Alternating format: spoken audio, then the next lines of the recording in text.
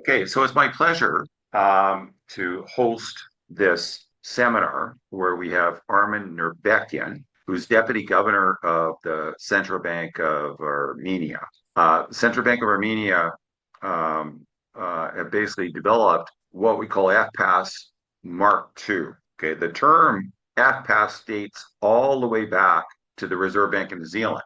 When the Reserve Bank of New Zealand adopted inflation targeting in 1990, they didn't have a framework for doing monetary policy.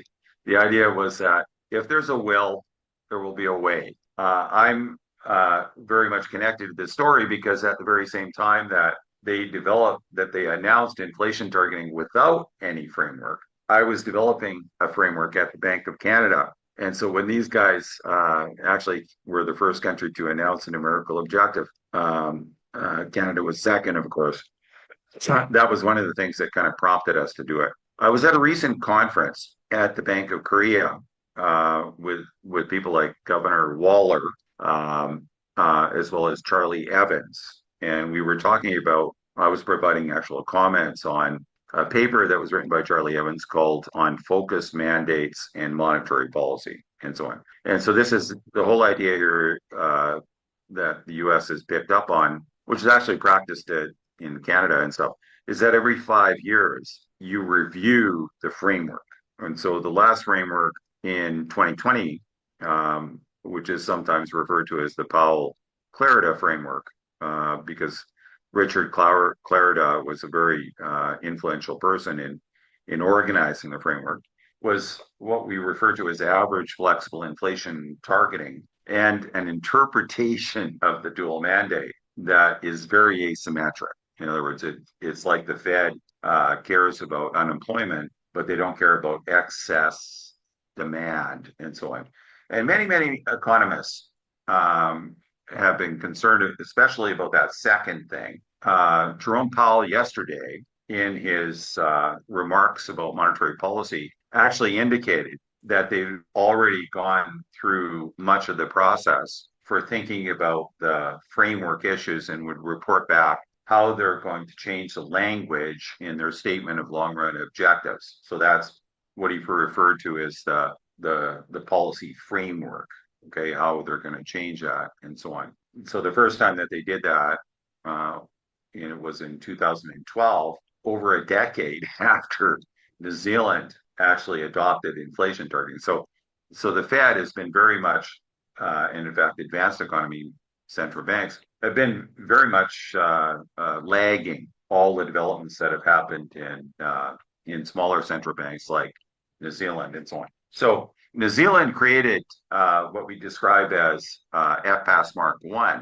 And you might be interested because after going to this conference in Korea and talking about how the central bank had developed FPAS Mark II, after starting with a paper that Governor Ree of the Bank of Korea co-authored with me for Jackson Hole in the summer of 2022. We then co-authored a paper on FPAS Mark II on the folly of local approximations and baseline projections. So this was with Governor Laxton at the Central Bank of Armenia. And from October 2022 up until December of 2024, so that's about 14, 15 months, we developed FPAS Mark II and launched it in January of 2025. So it's kind of amusing because after talking about all these issues with Charlie Evans and Governor Waller in Korea and so on, Governor Waller said, "Okay, I got it.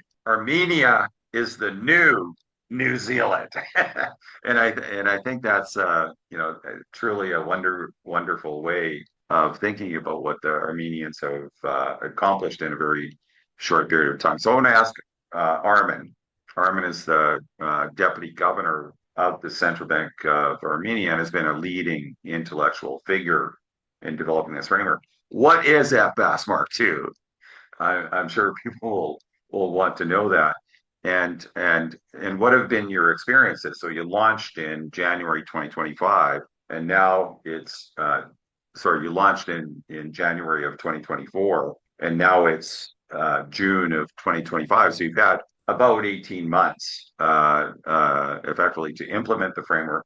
So what are the lessons that you think you've learned from it and so on? Thanks very much, Doug. I just have one technical question before I answer. I thought that Martin is going to leave in 10 minutes. So if you can basically ask questions to Martin first, so he has an opportunity to participate, and then I can go afterwards, if that's okay. It's fine with me because Because otherwise, my answer will take more, we'll eat all the Martin's time. So I'm mindful of. that's fine. Martin, Well, did you have any? thank Yeah, you. That's very kind. It suits me. so proceed. Sorry, what question are you asking me? Well, there's nothing to discuss at this point. Okay, so I thought Armen would go first, and I don't really have a Okay. question for Oh, you, okay. unless you have a question on your mind. So let me do it 2 minutes to give some, something to for Martin to bounce back. Okay. Basically, Doug, you're absolutely right. FPAS Mark II has been a significant investment from the Central Bank of Armenia's side. And in short, what is FPAS Mark II? It is basically a organizational structure. It's principles of communication, internal organization of the central bank, and most importantly, the mindset of decision making in the realm of the inflation targeting, which emphasizes the importance of scenarios when making a monetary policy decision. So it basically, the main difference between the FPAS Mark I is that, in this case, the policymaker clearly understands that the monetary policy making is not about forecasting. That's basically the key principle. It's really about thinking about scenarios, assessing the possible risks, costs, and understanding what are the possible policy errors, and then really organizing the process around it. So that's basically what's the main point of FPAS Mark II. Now, this sounds very intuitive, I think. This is not a innovation by the Central Bank of Armenia. This has been around as an idea, I think, starting from 20 years ago. What we have done is basically put it in practice. And in order to do it, you need lots of changes, both in terms of the board dynamics, organization, and most importantly, in terms of communication. And to answer your question, in terms of what are the lessons learned and what are the main challenges, I think the main lesson learned is that it was not as everybody was really afraid that if you get rid of the baseline scenario and concentrate on the scenarios for policy making, everybody was afraid that would end up in a big mess. In fact, what we saw, it's nothing like that. In fact, it allowed us to be much more transparent, talking about exchange rate, future paths in different scenarios, freely, whereas previously talking about exchange rate in any future, forward-looking way, nobody would even dare. Right now, we are actually much more open, given this framework, and we didn't have any troubles.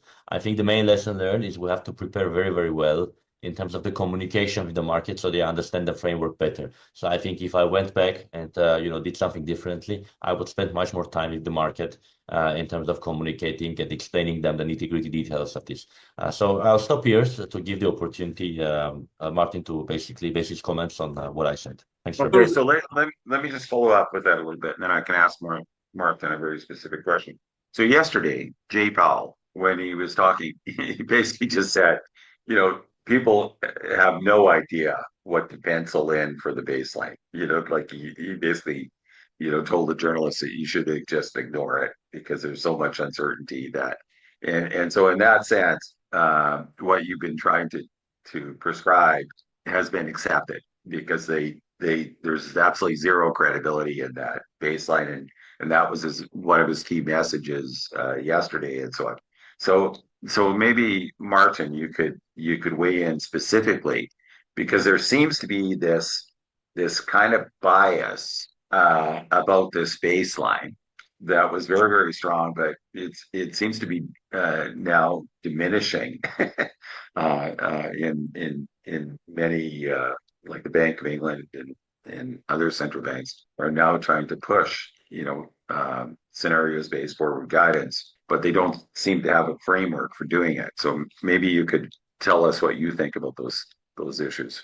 Well, thank you very much. And if I could speak from the perspective of the United Kingdom, I can see that one issue that we may face relative to the situation in Armenia is that the breadth of the commentary in the UK, I imagine, is much deeper given London's role as a major financial centre and so on. And that, on the one hand, makes communication all the more important. On the other hand, it means you're functioning in a much more demanding environment. And certainly, the deputy governor was talking about changing the board arrangements and so on. In the United Kingdom, that would require primary legislation because the structure of the committee is legislated by Parliament. So that's something that one certainly couldn't expect to happen overnight. On the issue of a baseline forecast, the experience, admittedly 30 years ago, was that the commentators wanted to be told what the Bank of England's central expectation was. Now, it's possible that in the current environment, that's no longer such a necessity. But and I think everyone can see the difficulty that the baseline forecast in Britain is produced using the market rate of interest. And if the baseline forecast shows inflation veering off target, everyone can see that the market rate of interest isn't going to be the interest rate consistent with the outcome. So there is a problem there that I think FPAS Mark II would resolve, but it would be subject to the difficulties of requiring the committee to agree not just on what to do with the current interest rate, but on setting indications of a projected future path. At least I think that would be a requirement. So this is completely different. I mean, I think it would be a good idea that Armen explains how this works in the Central Bank of Armenia, because Central Bank of Armenia also shares this institutional framework of high levels of individual board accountability and so on. And I think they've experienced it quite the opposite, that the idea that they all have to agree on something, I would say they have to agree on and endorse the framework for doing things a particular way, but they certainly don't have to agree on a baseline, and they don't have to agree on these alternative scenarios. They have to be able to relate to them. But Armen, maybe you can weigh in that. You see this problem at the Bank of England being that I see the problem is that they think that they have to agree on this stuff. I don't. I think if you could agree on that stuff, it probably wouldn't even be useful to have a board. You want people to disagree, but how do you feel about that? Well, I think the need for agreement in case of it would be a problem, especially in the institution setting that we are in, which is individual, basically responsibility for the board members, which I think is also the case for the Bank of England. Basically, in whichever setting, FPAS Mark I or FPAS Mark II, I think it is a very problematic notion. In FPAS Mark I, I think it results in more problems compared to FPAS Mark II, and let me tell you why. And this is one of the reasons that I was talking about. And when I was talking about the board, I didn't really mean the composition of board and changing the law, but what I was thinking is basically how the board makes a decision in terms of the framework. And let me elaborate. In FPAS Mark I, then there is a implicit understanding that you need to agree on a central scenario. The whole board dynamics, at least in our experience in many countries I have been, that was the case as well.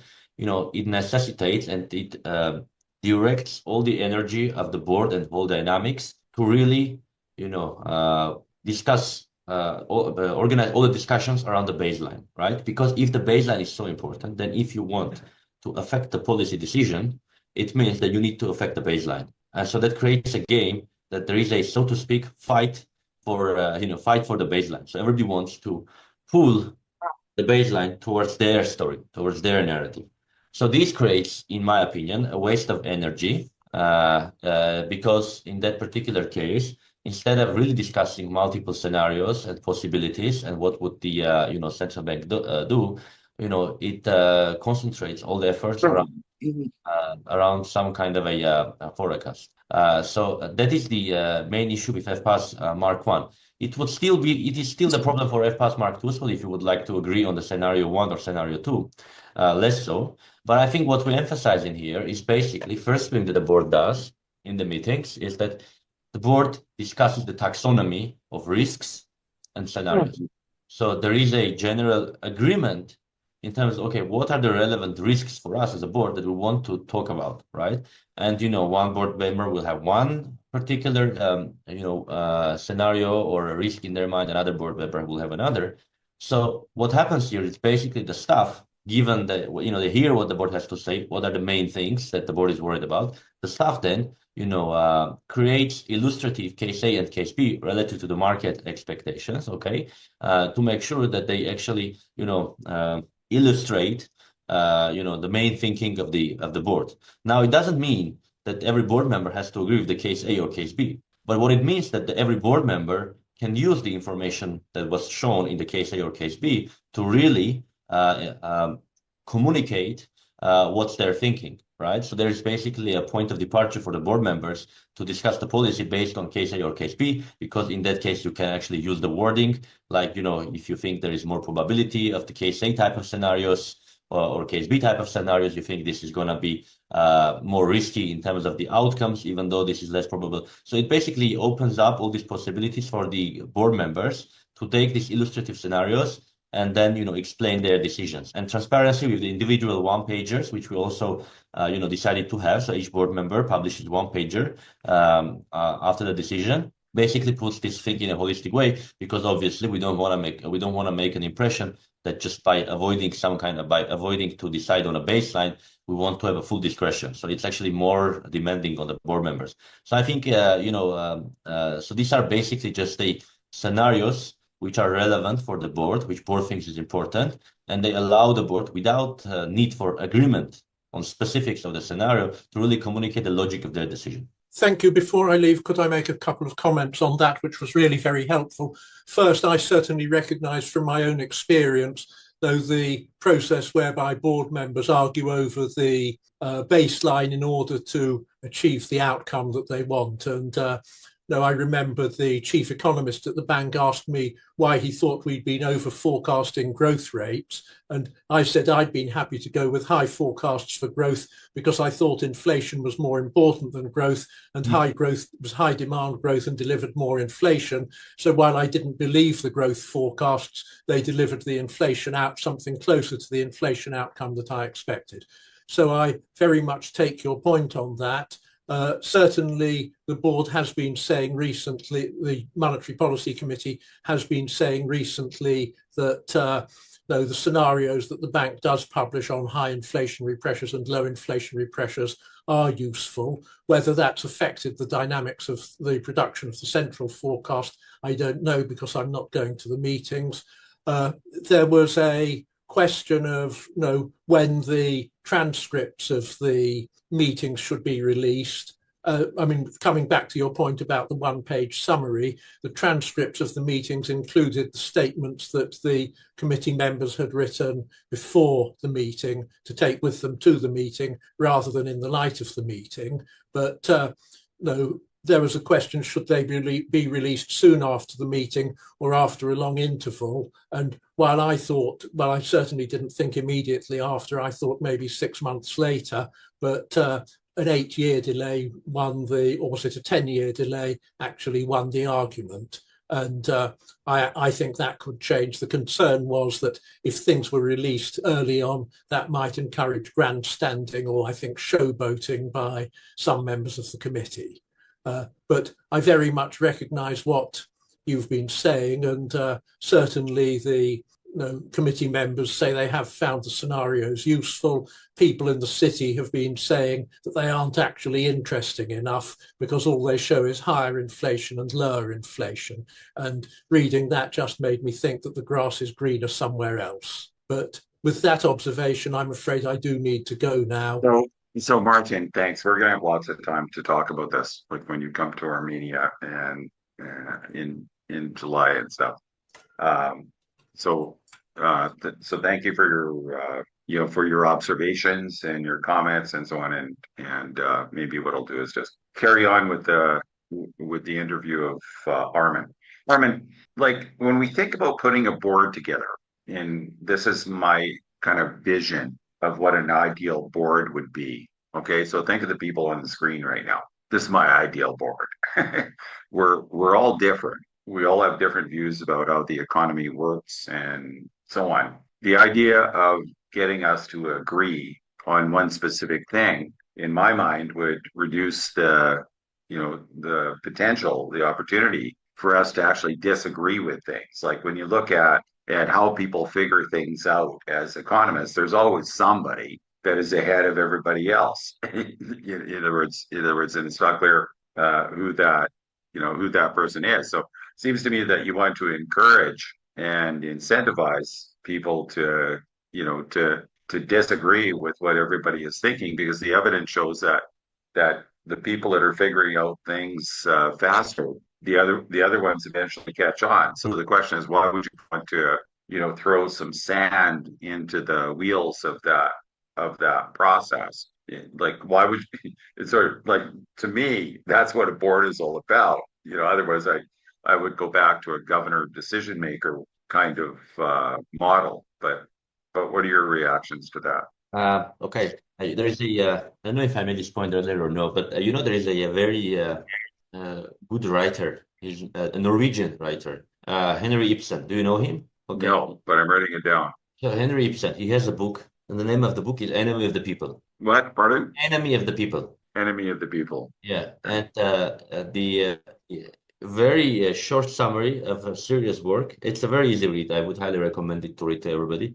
But if I summarize it a bit, in a short way, it basically says that the majority is always wrong. Okay, so this is to your point that there is always somebody, who tries to argue against the majority, and then nobody listens to him, and then suddenly everything switches, right? So I think this is a universal dynamics, right? So I absolutely agree with your point that I think the system should work in a way that at least gives the opportunity for the different views, to be flagged and be taken seriously by the board, of course. But I think fundamentally it is very difficult to change the human dynamics and the board dynamics as a whole in general. So I think to your point, FPAS Mark II, I think in that sense is actually very good because it really encourages for everybody to tell their views. And so instead of basically having the closed system towards the baseline, it actually opens it up, right? And this is, by the way, the dynamics that what we had in the board, in many, many cases, right? Because, just 2 days ago we had a board decision, especially because that we make by the system the board members to really think about both types of scenarios, even though they don't think that something is very probable, but really we make them to think about these kind of scenarios and to communicate. We had a case that one of the board members really started with something which was not very prominently discussed before this before his intervention, and then that whole basically fully changed the conversation. It made it a very interesting. So instead of repeating the same stuff, we had a much more interesting discussion. At the end of the day, he had a very different view on his interest rate decision, which was published. And he had one. He basically voted to increase the interest rate. The rest of us voted to let it at the same level, and I can say this because we basically published all these minutes and the votes. So this is important because basically this is exactly I think what you were saying is that we cannot change fundamentally the human nature, right? The majority is going to be always wrong. There is always going to be some kind of a tendency to to repeat it, to repeat and to get around the comfort of being with the majority. I don't think we can change, but I think in terms of the culture and the system, the FPAS Mark II is actually decreasing the possible damage of this inherent human behavior because it allows and makes people to think about different scenarios, and you cannot avoid discussing these scenarios because nobody can say, oh, this is not very probable to be in the baseline, so let's forget and don't discuss this. Which is in FPAS Mark I is exactly what's happening, because if somebody is talking about something which is deemed not to be very plausible baseline, then you just basically dismiss the person. So I think this is the main difference. Okay, thanks. Thanks, Armen, for joining us. Okay, and thanks, Wolfgang and Lukasi, Gohar, and Deanna. We'll hear from you on Tuesday.